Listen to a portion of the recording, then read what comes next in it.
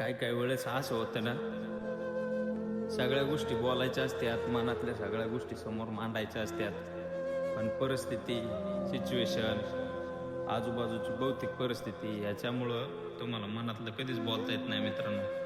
पण खरंच जर माझ्यासारखी सुरुवात करत असाल, मी तर एकदम शून्यातून सुरुवात केली.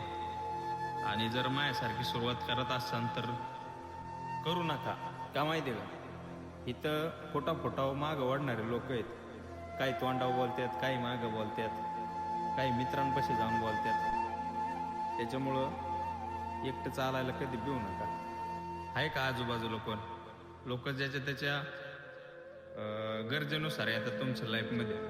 आणि एक काळ असा येतो की आपल्या एखाद्या शब्दामुळं किंवा आपण सरळ मार्गाने चालतो या गोष्टीमुळं समोरच्याला खूप त्रास होतो. होय ना का? ज्याचा त्याचा प्रश्न आहे. मला सांगायचं तात्पर्य हेच की कधी पण तुमच्या आयुष्यात तुम्ही एकटे पडला ना, त्या गोष्टीला कधी घाबरू नका, नाही का? तर तटस्थ उभं राहा आणि परिस्थितीचा सामना करा. कारण जर तुम्ही परिस्थितीला पाहून पुढं पळाले तर परिस्थिती तुमच्या मागं पळेल. त्याच्यामुळं आहे त्या सिच्युएशनला परिस्थितीशी झुंज देण्याचा प्रयत्न करा. एक दिवस नक्की तुमचा असणार. ओके, तर ओके, बाय.